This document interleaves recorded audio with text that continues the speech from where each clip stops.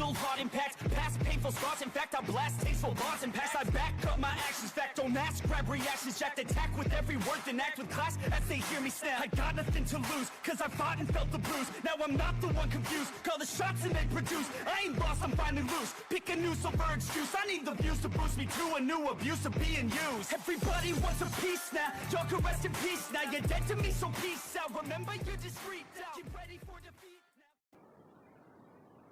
Alrighty. Hello everybody.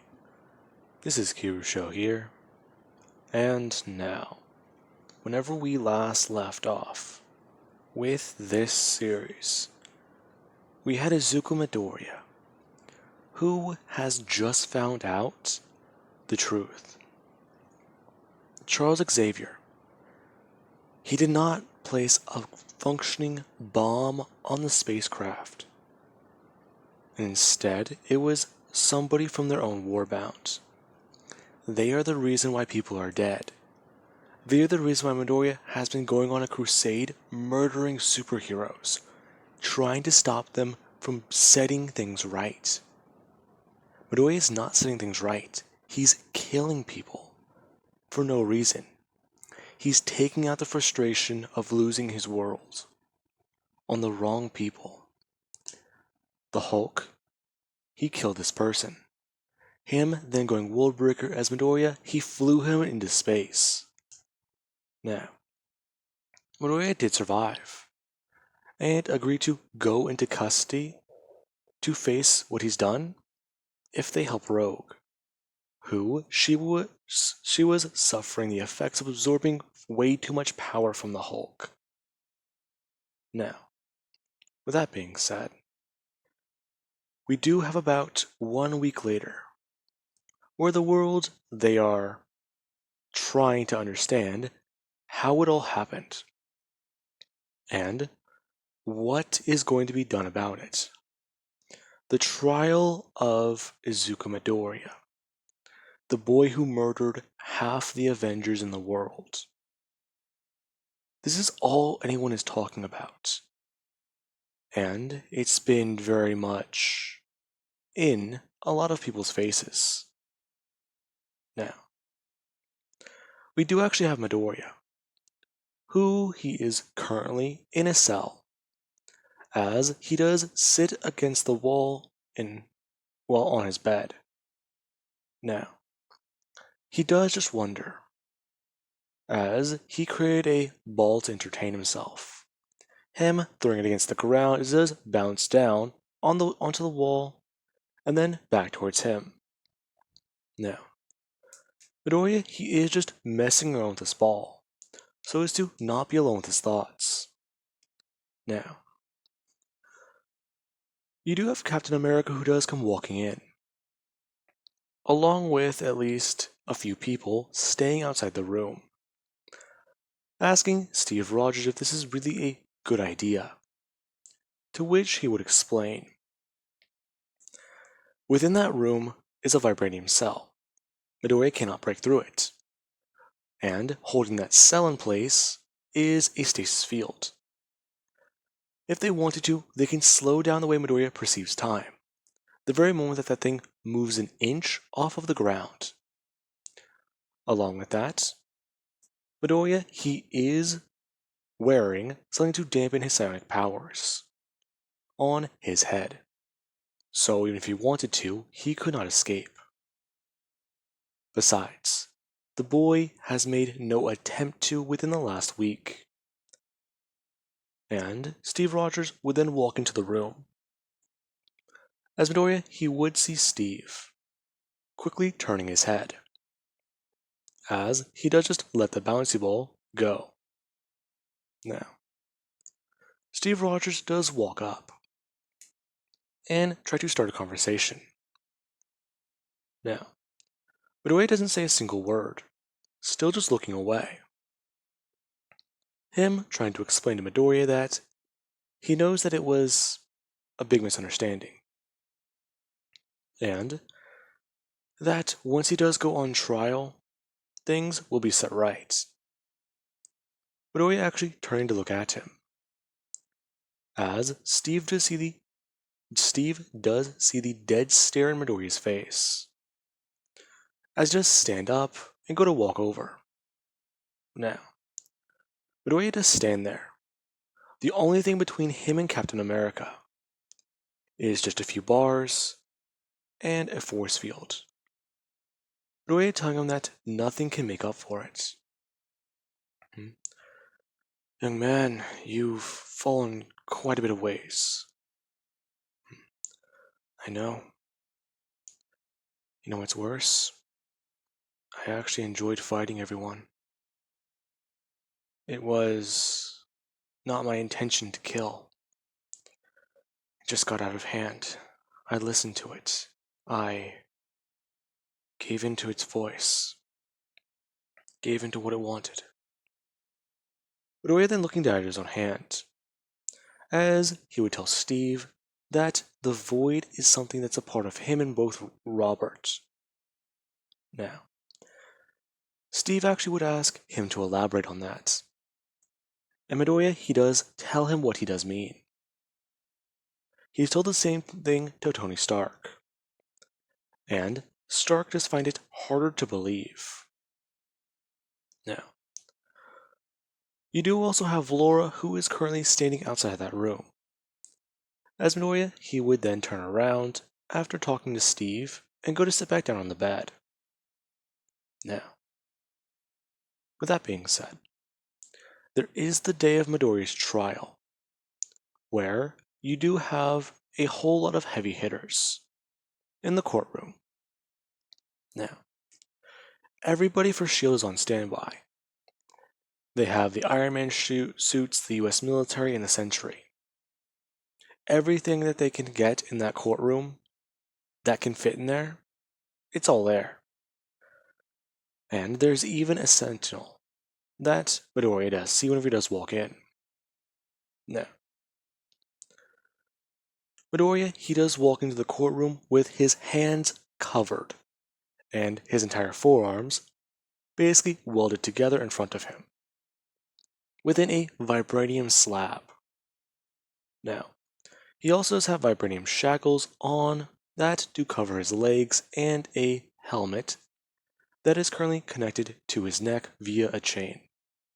Now, Midoriya walks into the courtroom and does sit down, as he does just keep his head down. Now, the judge, he does ask Midoriya how he would plead, after going over all of the evidence. Him being convicted or told he is going to be convicted of over, let's see, I don't know a good number, so let's just say about the murder of, yeah, that works, 200,000 people. Now,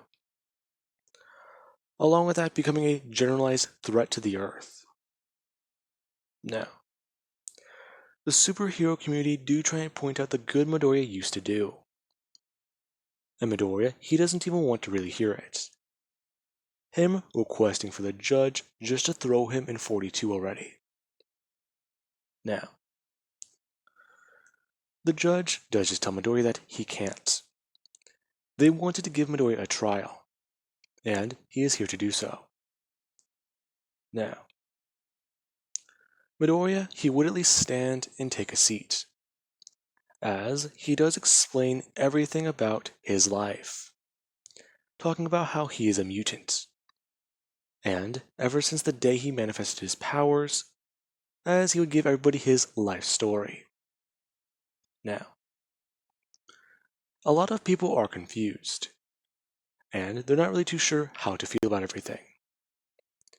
However, you do actually have one of the Stepford sisters, who, they are technically on probation for helping Midoriya, but they are appearing today. Now, they are serving a sentence and will be helping to track down Magneto, or quote-unquote Onslaught, as he does want to refer to himself as. Now, I meant to say Charles, not Magneto. Now, after they do help track down Onslaught, they will be serving about a 6-month sentence. Now, you do also have Laura, who technically she could be seen as a sympathizer, but that is really it. She had nothing to do with the death of anyone. And one of the Stepford sisters, they do walk up and bring their finger onto Midoriya's head, as the judge does want to know a bit more about this. Now, the jury do live through Midoriya's life, both sides of it, and they do see how it's all been up until now. A lot of people, they're confused at what to even really say, and others are sympathetic. However, the judge, he does just stay firm on his belief. Now, Midoriya's action and, well, life up until now, it sucks. He will admit. However, he can still try to redeem himself. They know he genuinely does feel remorse because of his action. So, he is sentenced to 42. And he will be staying there up until a threat does rise. If a threat that does pop up and they need help, Midoriya can take time off of his sentence by helping the Avengers. And if there's anything he does do to go against this, then they will simply just put him back in the prison and lock off access to this dimension. Now, the case is then dismissed, as Laura does try to fight it. Her going to run up and try to stab the judge, as she does go leaping through the air. Now, this is whenever a tendril does shoot out of Midoriya's arm and does go flying straight at Laura, as it would grab her and pull her backwards. As the sentry, he would have noticed that. Now, the sentry made no move against Midoriya, and he knew he would do that, save a human life. As you do have Laura screaming out that this is all bullshit, and the judge, he did just look at Midoriya, and realized that if he wanted to, he could have lashed out now. As the tendril does go back into Midoriya's body, Midoriya would just turn and tell her to not do that. As you do actually have somebody who's going to be escorting Midoriya to 42. Since they're only here to create and remove certain material. Now, you have Momo of the Inhumans. As Midoriya would stand up, and she would go to lead him over to a certain place. Now, Midoriya would just ask for a request. And Momo would turn to him and look at him. Oh, it's you. Of course it's me. What do you want? I'm sorry if I killed anyone you knew. That's all you have to say? There's more. I was angry. I lashed out. I will admit. I I don't think you understand what it's like living on Earth. In humans, we do isolate ourselves. Besides, I myself was on the moon. I wasn't fully aware of what you were doing because my brother left. And he would not inform me of it. Your brother. Technically, we're related somehow. We share the same common ancestor. And since we're both inhuman, it's easier just to refer to each other or ourselves as family. Oh, did I kill him? Well, he did fight in the arena. Wait, Black Bull? Yes. Oh man, I'm sorry. You left him alive. That's all that matters. Now, Midoriya would then ask if he can make a request, to which Momo would just turn and look at him, asking, "What is it?" And Midoriya would just request that she turn his helmet or whatever's on top of his head into Magneto's helmet. And she is confused. However, she does ask somebody if this would be alright, to which she does get the verification. And she does change the way it does look, as it does warp and bend around Midoriya's face. And Midoriya, he does at least let out a small smile, as Momo would look at him still looking down. Now, Midoriya is then taken away, as some time would pass, and you do have the day he's supposed to go to the Baxter building and enter the prison, as some people are staying there waiting for him. And there they are. As Midoriya, he does walk in. The Inhumans with him, and the mutants. Now, it is safe to say that they're going to at least give Midoriya a final goodbye before they send him in. He does deserve that at the very least, before spending time in there. Now, the portal for 42 would be opened, as Midoriya does walk into the room and look around. You have Laura and Rogue, along with the Stedford sisters, as Reed Richards does ask Midoriya if he is going to resist if he takes off those restraints. No, I won't. Really? You better not, because the sentry is right outside this room. Alright? Now, he does then look at Momo, asking her to please remove those, as she does just bring her hands up and they disappear.